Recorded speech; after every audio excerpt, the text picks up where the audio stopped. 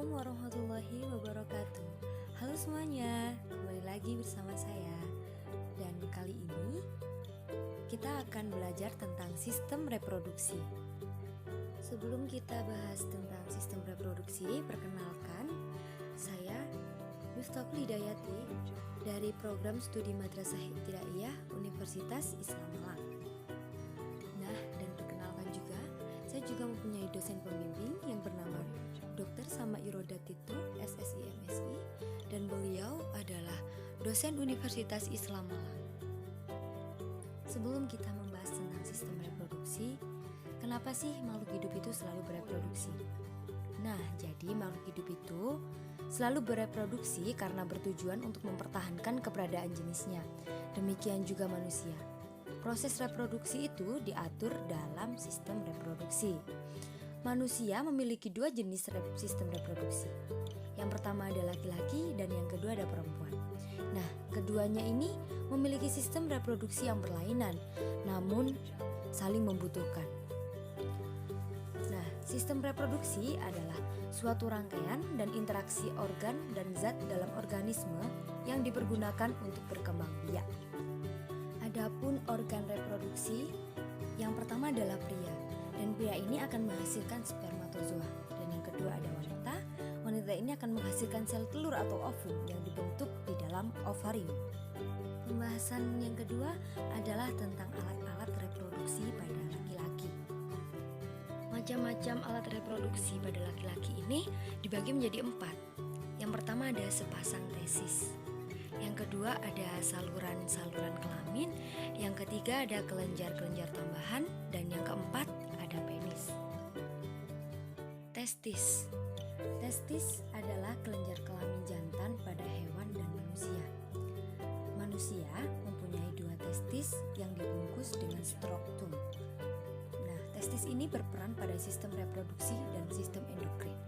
Fungsi dari testis sendiri ini adalah memproduksi sperma dan memproduksi hormon seks pria seperti testosteron. Kerja testis ini di bawah pengawasan hormon gonadotropik dari kelenjar pituitari. Bagian anterior yakni ada LH dan FSH.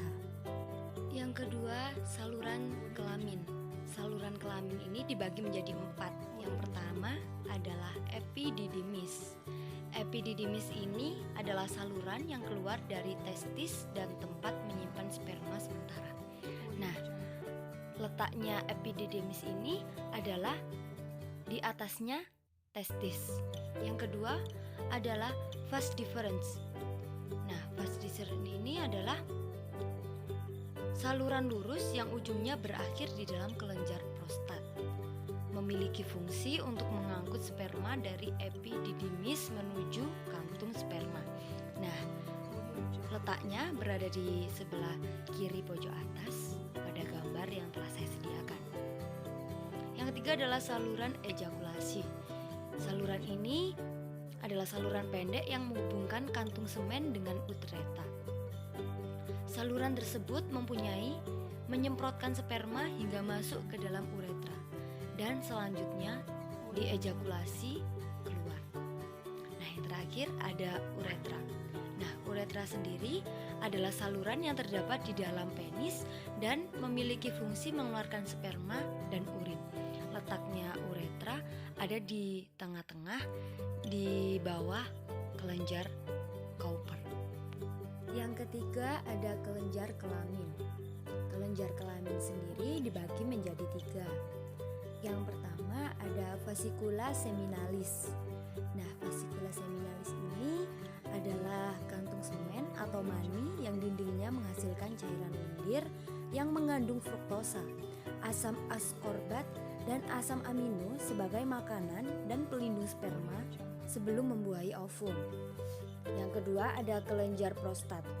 Kelenjar prostat ini menghasilkan cairan berwarna putih susu dan cairan ini mengandung basa.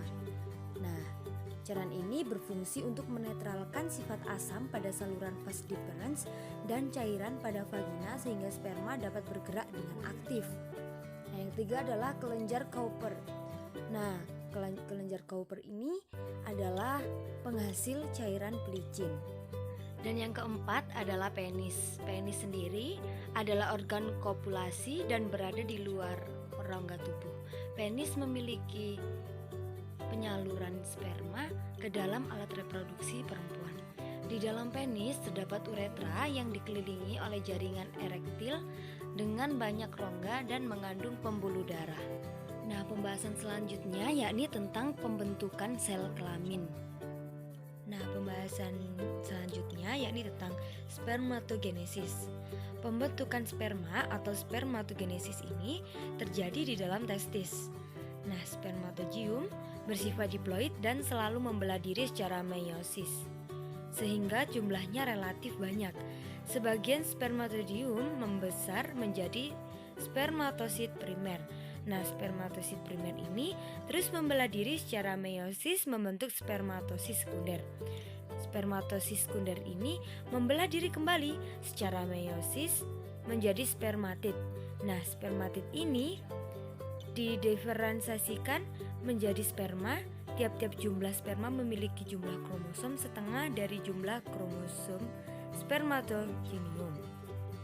Spermatogenesis terjadi di dalam testis, yaitu pada tubuli seminiferi. Pada tubulus ini testis terdapat sel induk spermatozoa atau spermatogium, sel Sertoli yang berfungsi memberi makan spermatozoa, Leydig yang terdapat di antara tubulus seminiferus yang berfungsi menghasilkan testosteron. Untuk membentuk spermatozoa dipengaruhi oleh kerja beberapa hormon mulai dari GnRH, LH, PSH, hipofisia, dan testosteron.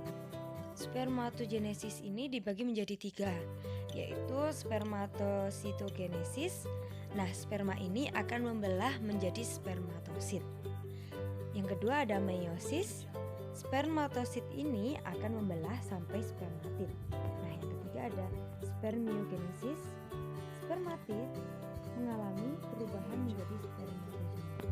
Nah, dari gambar di samping ini adalah siklus bagaimana cara pembentukan spermatogenesis ini, mulai dari spermatogenesis, meiosis, hingga spermiogenesis.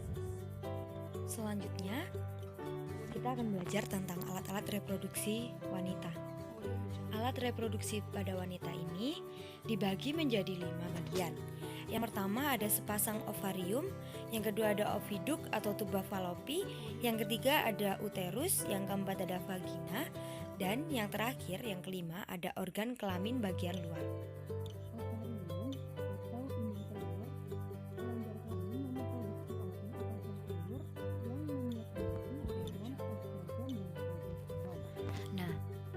Fungsi dari ovarium ini ada tempat penyimpanan sel telur, ovaluasi, jumlah sel telur wanita sepanjang hidup, dan memproduksi hormon, serta tidak lagi fungsi meningkatkan ovarium. Yang selanjutnya ada oviduk atau tuba falopi, biasa disebut sebagai saluran telur. Nah, fungsi dari oviduk atau tuba falopi ini paling utama adalah untuk membawa sel telur dari ovarium ke rahim. Ketika terjadi pembuahan, sperma akan berjalan keluar dari rahim ke dalam tabung yang menemukan dan membuahi sel telur. Telur yang diambil dari fimbriae dan kemudian dibawa menjadi rahim. Gerakan ini diarahkan oleh detak peristaltik dan silia yang merupakan hasil kontraksi dari otot-otot tabung. Telur yang telah dibuahi kemudian akan melanjutkan gerakannya menuju rahim. Selanjutnya ada uterus. Nah, fungsi paling utama dari uterus ini adalah tempat berkembangnya embrio selama kehamilan. Volume uterus mempunyai pengembangan hingga 500 kali. Jadi, untuk pengembangan kehamilan akan terjadi 500 kali lebih tebal dan lebih cepat. Selanjutnya adalah vagina. Nah, vagina ini adalah berfungsi sebagai tempat penis pada saat kopulasi dan sebagai jalan keluar bayi pada proses kelahiran. Adapun organ kelamin luar, ada beberapa organ kelamin luar, yakni ada klitoris, yaitu struktur yang sama dengan penis. Yang kedua ada vulva, yang terdiri atas labium mayor, bibir besar, dan labium minor, bibir kecil. Ada juga lubang saluran kencing, ada lubang vagina, yang bagian terluar vagina, dan fundus bagian lipat paha. Pembentukan sel kelamin. Yang pertama ada ovum. Nah, ovum atau oogenesis terjadi di dalam ovarium yang bersifat diploid. Ooganium ini membelah diri secara mitosis sehingga berjumlah banyak. Oogium ini berkembang menjadi oosit primer. Nah, oosit primer ini akan membelah diri secara meiosis menjadi oosit sekunder dan badan kutub pertama. Oosit sekunder mengandung kuning telur dan sitoplasma. Badan kutub pertama merupakan inti sel yang kemudian membelah diri menjadi dua. Oosit sekunder membelah diri secara meiosis menjadi ootit, dan badan kutub kedua, ootit berkembang menjadi ovum yang haploid. Setiap oosit primer akan menghasilkan satu ovum. Yang kedua ada ovulasi. Nah, ovulasi ini adalah proses keluarnya ovum dari ovarium. Proses ini dinding rahim akan menebal dan siap menerima zigot. Yang ketiga ada fertilisasi. Nah, fertilisasi ini adalah peleburan inti sel yang ada di gambar yang saya contohkan. Itu ada beberapa tahap tentang pembuahan dan peleburan inti sel sperma tersebut. Yang pertama ada kapasitasi atau perubahan pada permukaan sperma. Yang kedua ada reaksi akrosom, pelepasan enzim-enzim akrosom. Dan yang ketiga ada peleburan bagian luar kepala sperma dengan membran plasma ovum. Yang keempat ada reaksi kortikal atau eksitosis, granula kortikala mengubah zona pelusida. Dan kelima ada ovum yang dirangsang untuk melakukan meiosis. Dua nukleus haploid melebur dan membentuk sebuah zigot. Selanjutnya, materi ini adalah tentang penyakit pada alat kelamin. Penyakit pada alat kelamin laki-laki ini ada begitu banyak dan yang saya kutip hanya 4. Yang pertama ada hernia. Hernia ini adalah penonjolan isi rongga melalui defek atau bagian lemah dari dinding rongga yang bersangkutan. Yang kedua ada orkitis, yang peradangan pada testis yang disebabkan oleh virus parotesis. Bila terjadi pada pria dewasa menyebabkan infertilisasi. Yang ketiga ada kanker prostat. Gejala kanker ini mirip dengan hipertropik prostat, menimbulkan banyak kematian pada pria usia lanjut. Dan yang keempat ini ada impotensi, ketidakmampuan ereksi ataupun mempertahankan ereksi penis pada hubungan kelamin yang normal. Yang terakhir ini adalah penyakit yang dialami oleh reproduksi wanita. Yang pertama ada kanker serviks. Keadaan sel abnormal tumbuh di seluruh lapisan epitel serviks. Yang kedua ada kanker rahim. Kanker rahim ini adalah kanker jaringan endometrium, tumbuh tepat di mana janin itu tumbuh. Yang ketiga ada kista ovarium, kumpulan cairan yang terjadi pada indung telur atau ovarium. Nah, yang terakhir ada Bartholinitis atau infeksi yang terjadi pada kelenjar Bartholin.